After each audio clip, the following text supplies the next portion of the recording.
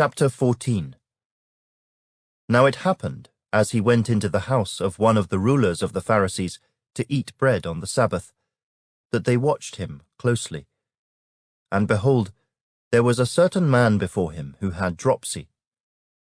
And Jesus, answering, spoke to the lawyers and Pharisees, saying, Is it lawful to heal on the Sabbath? But they kept silent. And he took him and healed him, and let him go.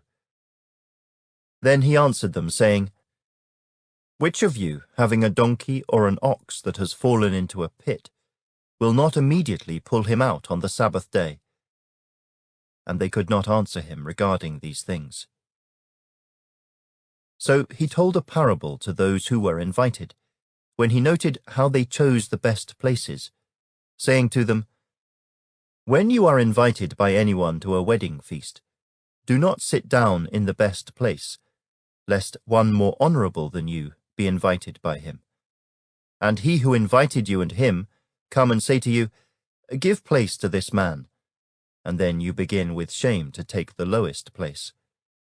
But when you are invited, go and sit down in the lowest place, so that when he who invited you comes, he may say to you, Friend, go up higher. Then you will have glory in the presence of those who sit at the table with you.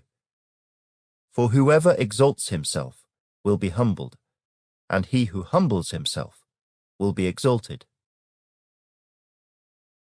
Then he also said to him who invited him, When you give a dinner or a supper, do not ask your friends, your brothers, your relatives, nor rich neighbors, lest they also invite you back, and you be repaid.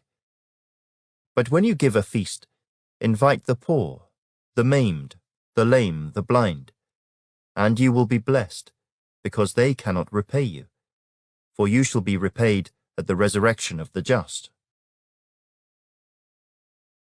Now when one of those who sat at the table with him heard these things, he said to him, Blessed is he who shall eat bread in the kingdom of God.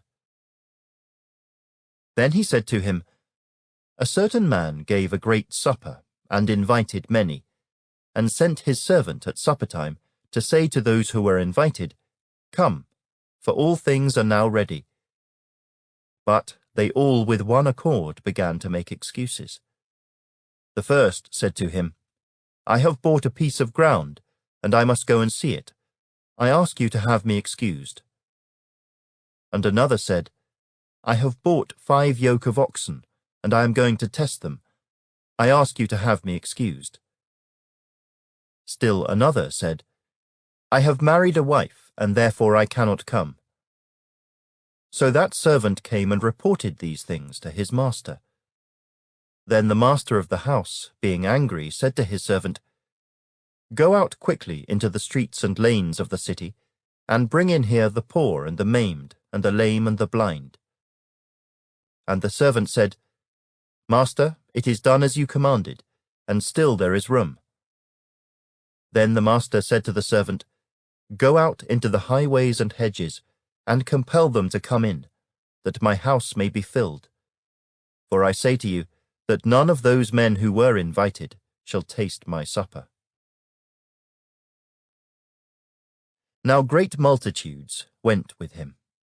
And he turned and said to them, If anyone comes to me, and does not hate his father and mother, wife and children, brothers and sisters, yes, and his own life also, he cannot be my disciple. And whoever does not bear his cross and come after me cannot be my disciple. For which of you, intending to build a tower, does not sit down first and count the cost, whether he has enough to finish it, lest, after he has laid the foundation and is not able to finish, all who see it begin to mock him, saying, This man began to build and was not able to finish? Or what king, going to make war against another king, does not sit down first and consider whether he is able with 10,000 to meet him who comes against him with 20,000? Or else, while the other is still a great way off, he sends a delegation and asks conditions of peace. So likewise, Whoever of you does not forsake all that he has cannot be my disciple. Salt is good, but if the salt has lost its flavor, how shall it be seasoned? It is neither fit for the land nor for the dunghill, but men throw it out. He who has ears to hear, let him hear.